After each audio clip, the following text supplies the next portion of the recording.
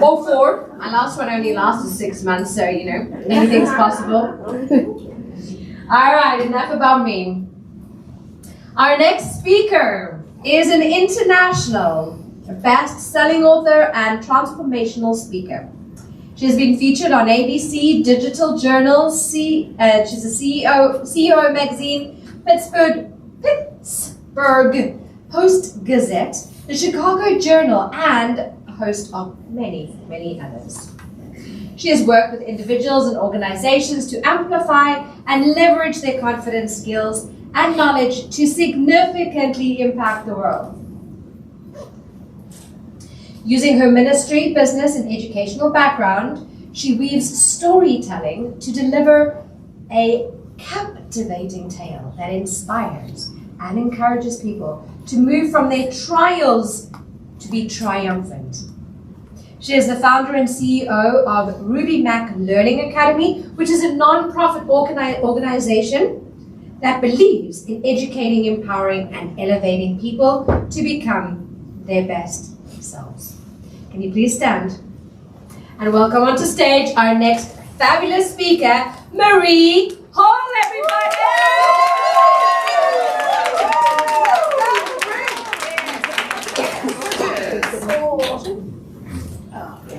Thank you. All right now. Listen, I just want to let you know I brought my fan because my hot flashes do kick in. So if you see me whip this fan out, guys, you know that I'm having a hot flash, okay? And I didn't get a chance to get my pellets before I left home. So it's very likely that I might have a hot flash. But before I begin, I just wanted to play this song for you all because I've listened to every single presentation from yesterday to today, and I think you guys are super amazing. And so I wanted to play this song, and just to give us a little room, get us up a little bit. So if we could just stand up, and I'm going to play this song for you. That Girl Is on Fire.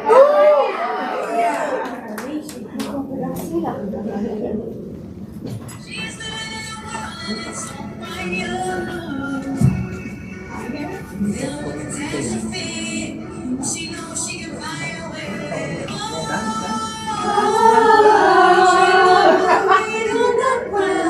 And she's burning it down.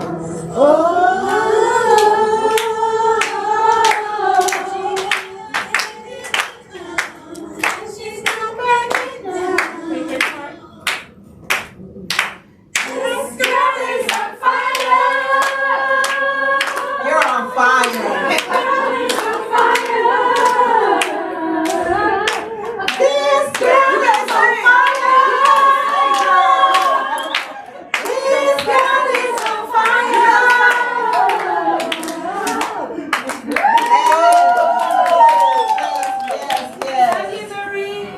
I love you too. So how many of you are or have been caregivers? So I'm going to talk about that today, being a caregiver and how that relates to being in a leadership position. Okay, so if you need to, get your tissue out because it might get a little heavy, because it gets heavy for me going back into the memory of being a caregiver. Okay, and so I'm going to be talking about resilience, resourceful, reboot, and rebuild.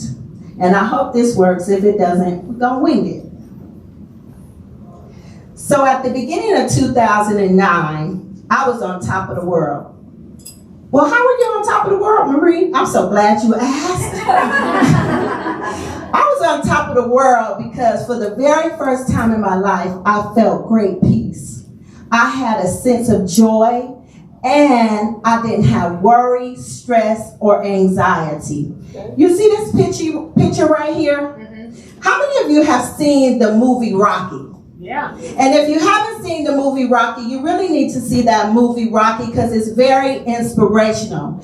And if I had to compare how I was feeling, I would use this movie Rocky to compare my mountaintop experience. Because in the movie Rocky, there's a scene where Sylvester Stallone is running up to the top of the steps of the Philadelphia Museum of Art. And when he hits the landing, you can tell that he is on fire. He is now realizing that his mind, body, and spirit is at one with him. He's at peace in knowing that the fight of his life is not going to be the fight of his life. Because he understands now that he is prepared and he has conditioned himself to be ready to fight Apollo Creed. So that's how I was feeling on top of the world as I was getting ready to do what? Preach my very first sermon. Okay. Preach my very first sermon. So if you are in ministry, how many people are in ministry? I heard someone earlier say they were in ministry. So when you come into ministry, you have this spirit about you when you first start. And the Holy Spirit just takes over and you're so excited to just go to work for God. And so that's how I was feeling. I was having my mountaintop experience. But how many of you know that even when you have your mountaintop experience, you can't stay on the mountain? Right. You're going to come back down that mountain and you're going to have some valleys. Mm-hmm. Well, a month later, after I had my initial sermon, I was on the phone with my mom. Like I always do, I always talk to her. And we have this thing when I call her, I would say, "Hey, what you doing, old lady?" And she would just get a kick out of that because I would call her an old lady and we would giggle and chuckle. And we were having a conversation and she just casually slipped in that she was feeling dizzy. Dizzy? What do you mean dizzy, Mom? Now all of the bells and the whistles are going off in my head. And I'm asking her now, "Mom, how long have you been feeling dizzy?" And she says to me, maybe about a week, just very casual. A week. I immediately got off the phone and I called my niece. She didn't answer, so I had to call a close friend of mine and go and take my mom to the emergency room. See, I lived in Georgia and my mom lived in Ohio, so there was no way for me to get there in time. So my close friend took her and I told her I would be there as soon as I could. In the midst of all of that and me trying to process that my mom has been dizzy for over a week, I get on the phone with my principal. And I tell my principal, "Listen, I won't be in work on Monday because I need to go see about my mom and I don't know when I'm coming back. But I will keep you abreast of what's happening along the way." And so I get on the road early Sunday morning and it's about 5 a.m. I reach Ohio at 1 p.m. It's a 12-hour drive, so imagine that. So my mind is running wild while I'm on the road. And when I get to the hospital parking lot and I finally reach her room and I step into the door of her hospital room and I see her face, now I feel relief. And I can see her face looking back at me and she feels relieved as well. And her whole countenance now changes. And so I stay with my mom all day Sunday. And then I spend the night at the hospital with my mom. That Monday, mid-afternoon, here's the doctor. And he comes in with this very stoic look on his face, very nonchalant. And he just very matter-of-factly looks at us and he says, "Mrs. Boatwright, you have stage 4 cancer, stomach cancer." Now he's still talking, but my mind is back on the fact that he just said she has stage 4 stomach cancer. And I can't imagine what my mother is feeling at this time because inside of me, my whole stomach just dropped. My heart is pounding and I don't know what to do or how to respond, but he's still talking. And so I'm trying to concentrate on what he's saying, but I'm also trying to pay attention to my mother's body language. And I'm looking at her and I know that she's scared and she's worried. And I'm scared and worried too, but I don't want to cry because I want to be strong for my mother. And she's trying to be strong for me. So she doesn't want to cry either. And so he's steady talking and I finally focus back in. And while he's talking, he says, "You have 6 months to live." Now, I'm sorry if there's any doctors in here right now, but why do doctors do that? Why do they drop one bomb and then drop the next bomb? Do you understand what that does to someone's psyche and their mental state when you put an expiration date on how long you're telling them they have to live? I wish he would have just kept that bit of information for a later date. We're still trying to process the fact that she has stage 4 cancer. And so he's going on and on and on, and he's telling us, you need to start chemotherapy right away. And as soon as we checked out of the hospital, we had to check right into another hospital the next day. And our chemotherapy journey began. As we were getting ready to get the chemotherapy, I'm thinking to myself, how is this going to happen? As a caregiver, you know you have to shift roles. Now you're becoming the parent, and your loved one is now becoming the dependent. How is I going to do that when my mother was very powerful in my eyes, very independent?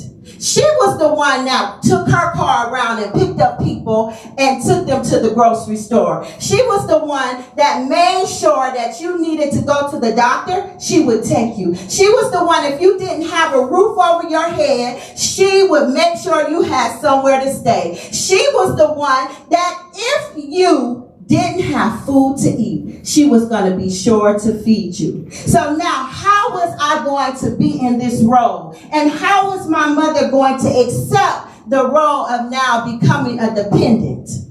And so I had to take all of these things into consideration. And at that time, there's no rule book about being a caregiver. There are no set directions on how you should care for your loved one. And so now I'm learning on the job. I got to learn the process as I go along. And now I got to be in the decision seat. How is I going to do that? Now emotions are running high because I have brothers and sisters, but I'm the one there. I'm the one in the road. No one else was able to come. And so emotions are running high. Angry words are being said, but I got to control my emotional intelligence. I have to make sure that I stay calm to deal with everyone that is coming at me. And at this time, everything is coming at me. My family is coming at me. Why? Because I'm making the decisions, and I'm the baby girl. And I'm the baby girl. So what gives me the right to make the decisions and not consult with them? Because I'm there. I'm the one there. So whatever I do, I have to make sure, number one, that it's in the best interest of my loved one. Number two, that it's about her care and concern, that she feels safe, that she feels the ability that somebody really loves her, and she's going to be cared for.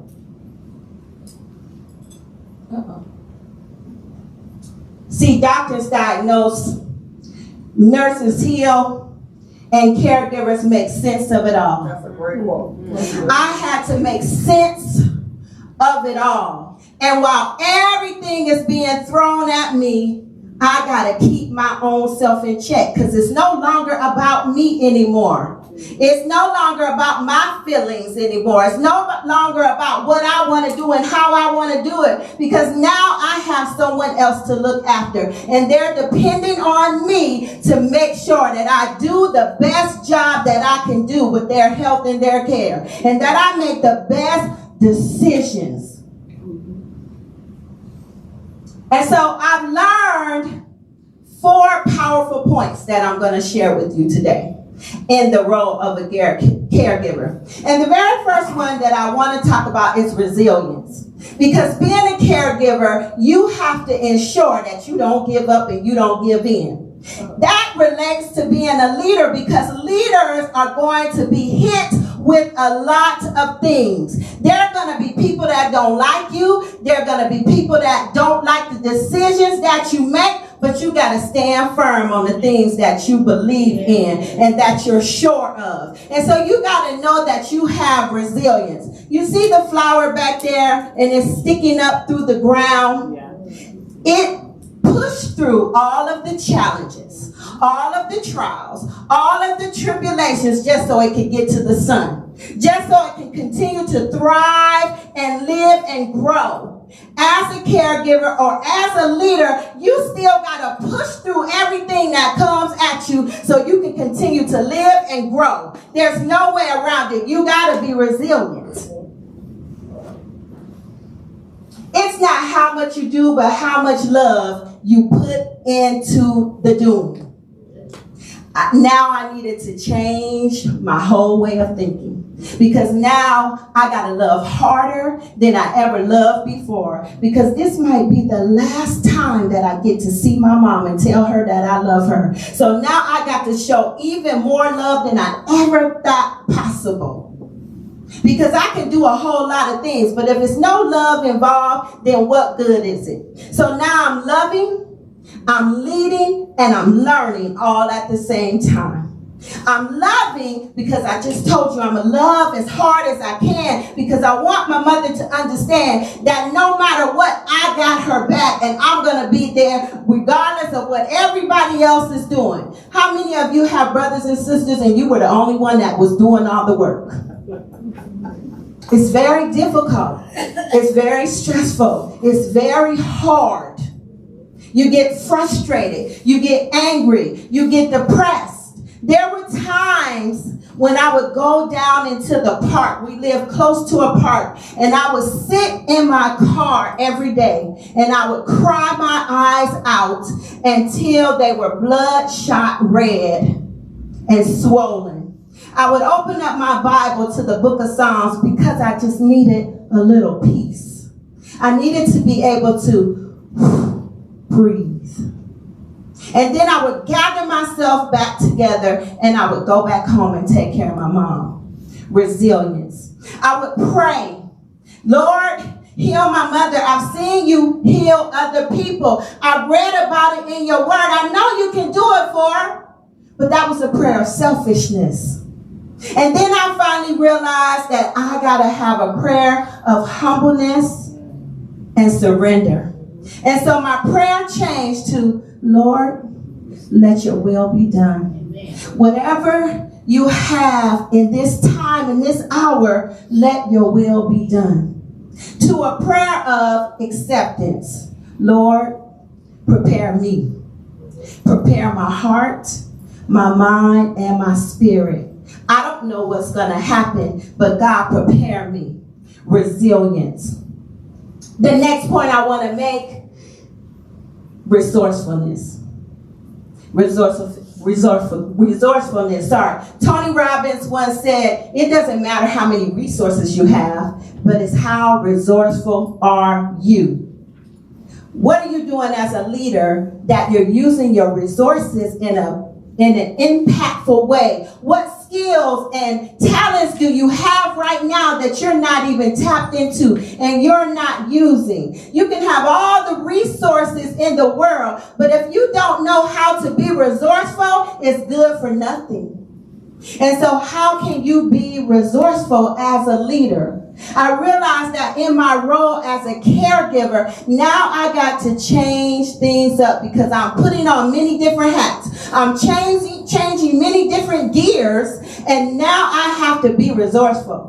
When we could not afford the medications for my mother, now I have to go online and Google different things so I can get the medication for free. When my mother stopped eating solid foods, now I have to learn how to cook in a different way so that she'll be able to digest the food.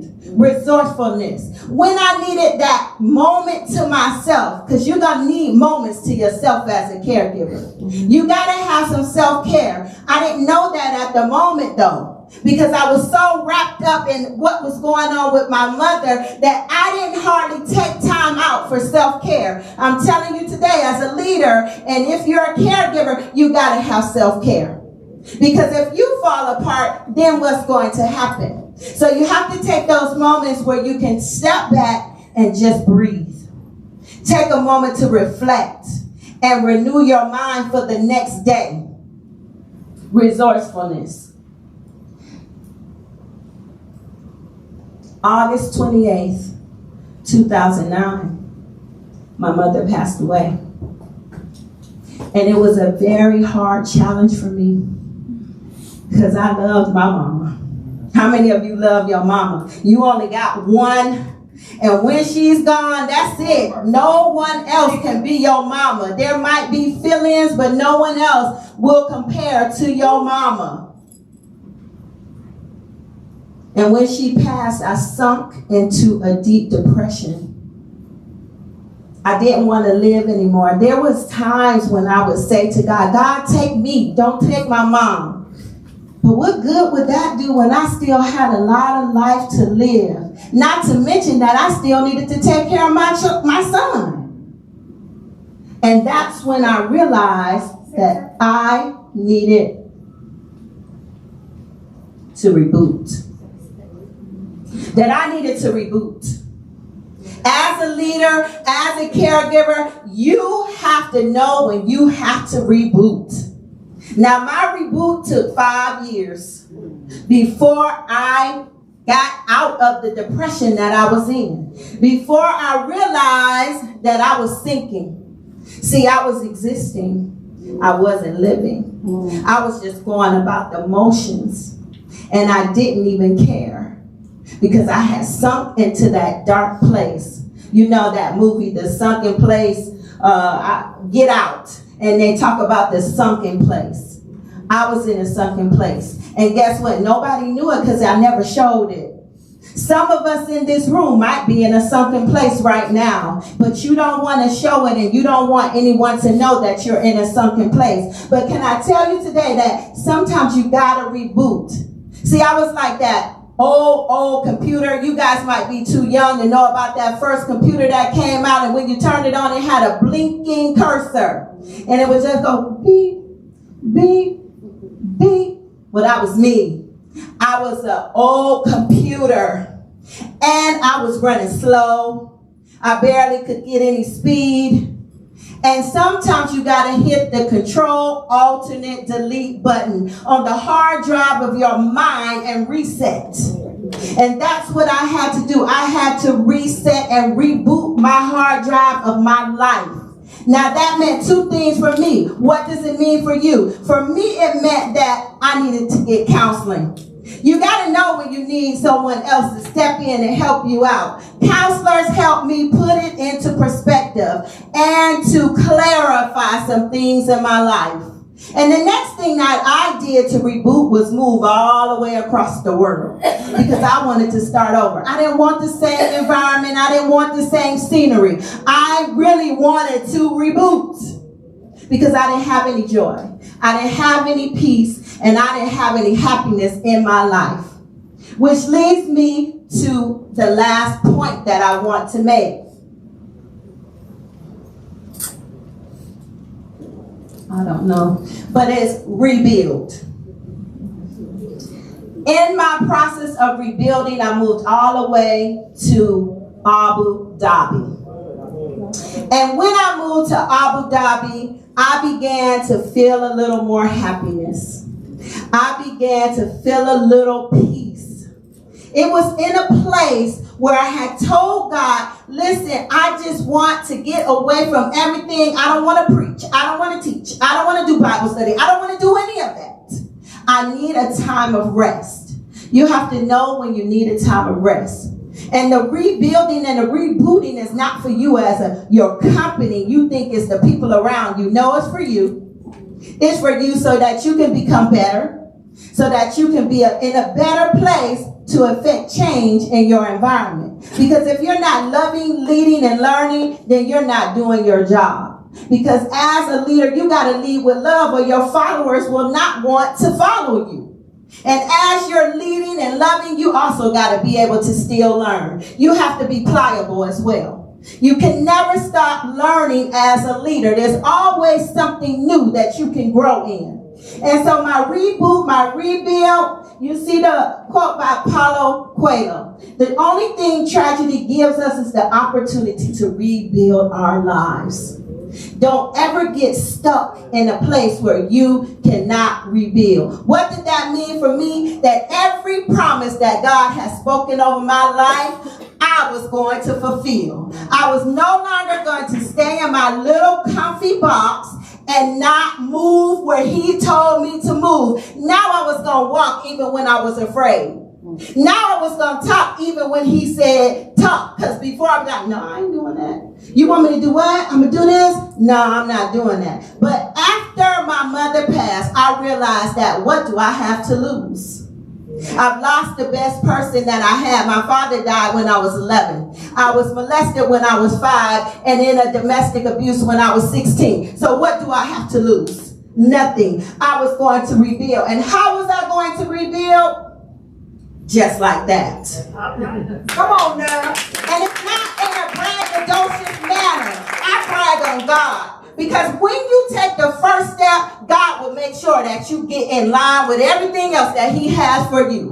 I was no longer going to fear what people thought about me, what they said about me. As leaders, you cannot be afraid to move when it's time for you to move. You cannot be afraid to make decisions because somebody doesn't like what you're saying. As leaders, you got to know that you got to rebuild. It's okay to rebuild. It's okay not to be the strongest person in the room. It's okay to say, I need help. And so I took the opportunity to do everything God told me to do. And I'm still doing it. Now let me tell you about rebuilding. It's okay not to know where you're going. It's okay not to have it all together. It's okay not to have the whole blueprint of your life. As long as you're moving, the pieces will come together. The puzzle will begin to fit where it needs to fit. But it's up to you to take the first step and to move. All right. My name is Marie Hall. All right. Please stay connected to me. My information is on the board here. And if you have any questions, I'll be more than happy to answer them. Amen.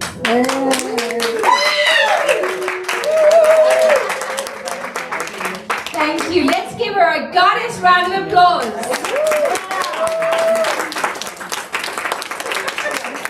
I love that. Thank you. I think my daughter crying. I'm so sorry. Mission accomplished. 1 minute. What are you doing to rebuild? Reboot. What are you doing to rebuild Reboot?